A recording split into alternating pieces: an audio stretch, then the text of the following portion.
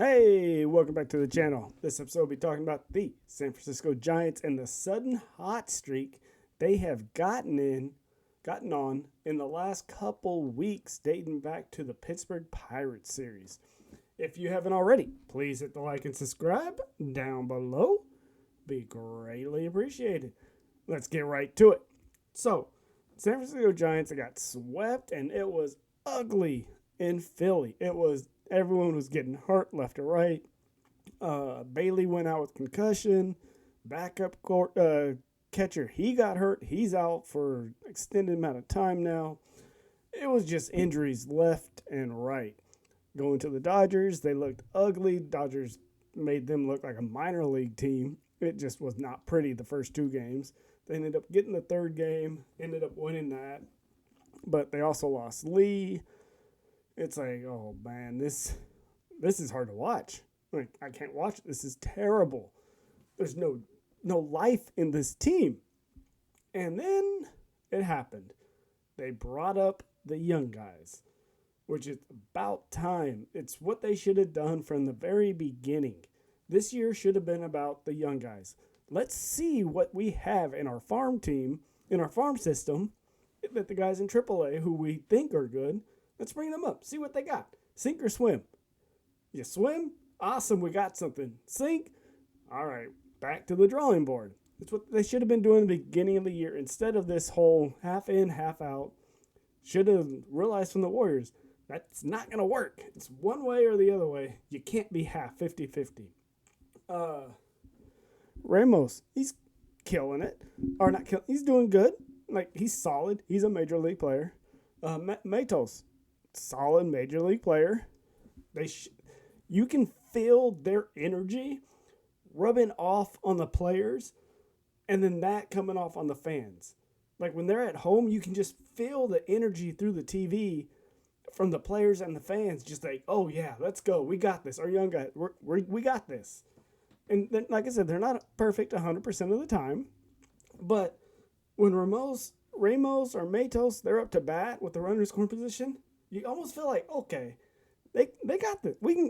They'll do something positive here to help the Giants out.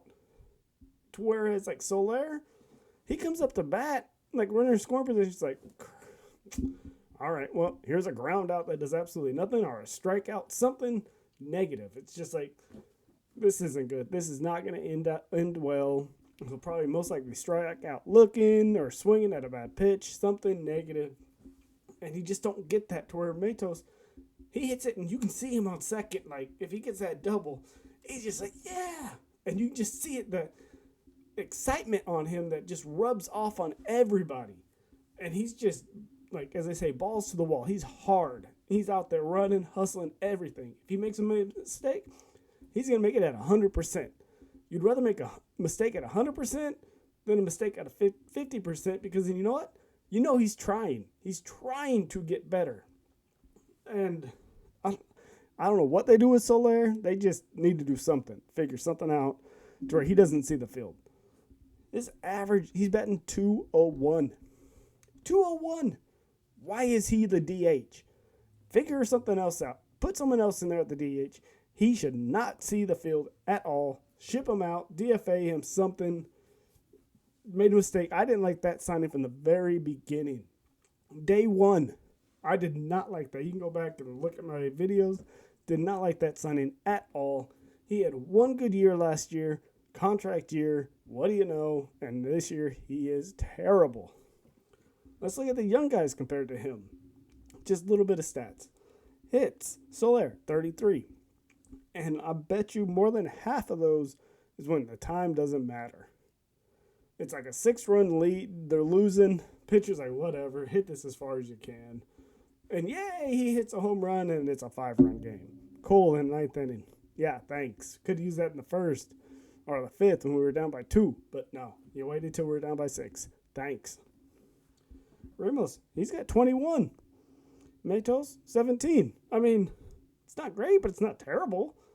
They're average. Ramos, 292, almost 300. Matos, 243. That's easily, hands down, better than Soler at 201. Like, and the at-bats, Soler 164. Ramos 72. Matos 70. Wait, they're only like a handful of hits away, and they're like 2 times the at bats away from Soler. How do they? That just shows you right there. Soler, for a power hitter, is not doing much. And the slugging, Soler 354. Ramos 431. Matos 371. Wait, what? They brought Soler to be the power hitter, and these guys, young guys, have a better slugging percentage? Like, it just makes, it makes no sense. Why is he playing? I don't get it. RBIs, Soler 15. Ramos 13. Matos 20. So in over half the at-bats, Ramos only has 2 less, and Matos has 20. 5 more. 5 more in over half the at-bats. Granted, over half of those came in 2 games, but still, he's got them. And Soler's had plenty of opportunities this season, coming up with guys in scoring position. Hasn't done nothing. Strikes out, pop out into the infield even. Like the game against the Phillies when they won 1-0. Matos went like 0 for something, I think. But runner on third, 1 out, hits a sac fly to win the game. Productive out. Productive out. I don't care if you get out.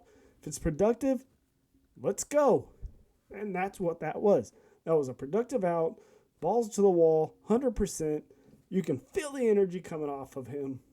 It's just, this offseason, 2/3 of the big signings have been a disaster.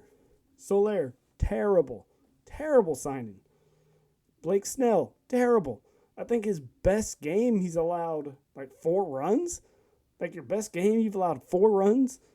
They ended up coming back and winning the other night when he pitched, but it wasn't because of him. He allowed 4 runs. Only positive was Chapman, and it wasn't even until just recently he started heating up on the bat.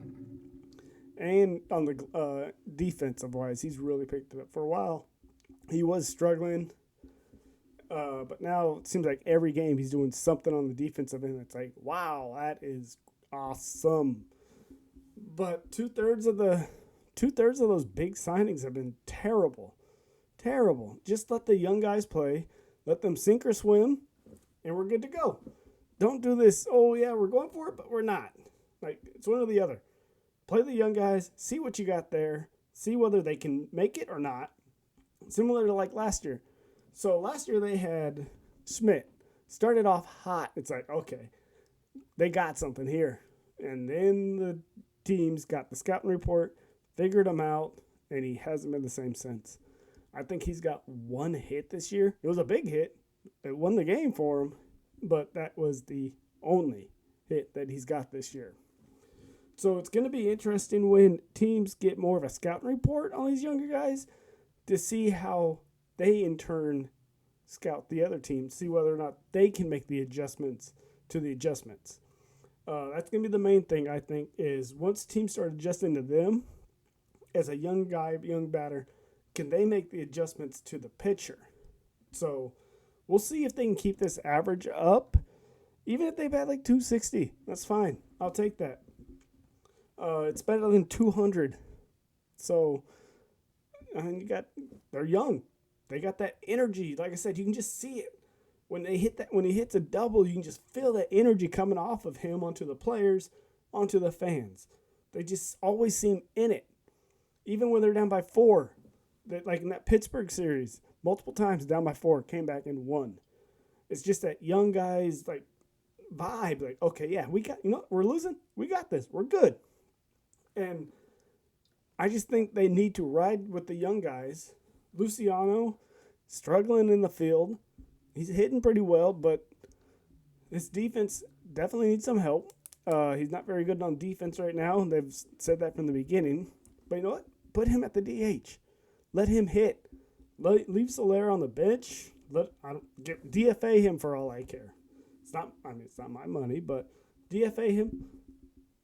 Let Luciano hit. He did leave the game with an injury the other day, but hopefully it's not bad. Already lost Wade.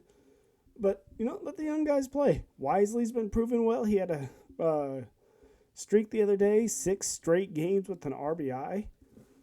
I mean, hey, they're young. Let him go. He's batting 400.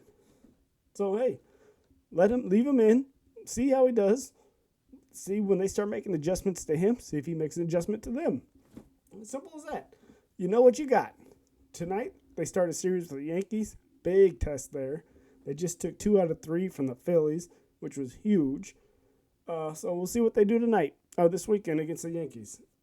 They got Jordan Hicks going, which was another under-the-radar move this offseason. He's been stellar. He's, I think, maybe like 1 or 2 bad games, but other than that, he's been pretty good this year. He's been Mr. Reliable. Yeah, so let me know what you think down below. Do you agree that they need to keep playing the young guys or still mix in some of these vets? Like maybe Soler figures it out sooner or later. Probably later than sooner, but let me know what you think down below. Do you like the young guys' energy that they're coming out with? Or do you prefer the Soler and Chapman and the older guys playing when Ahmed comes back? To let him go? What do you think? Leave a comment down below. Hit the like and subscribe. See you on the other side.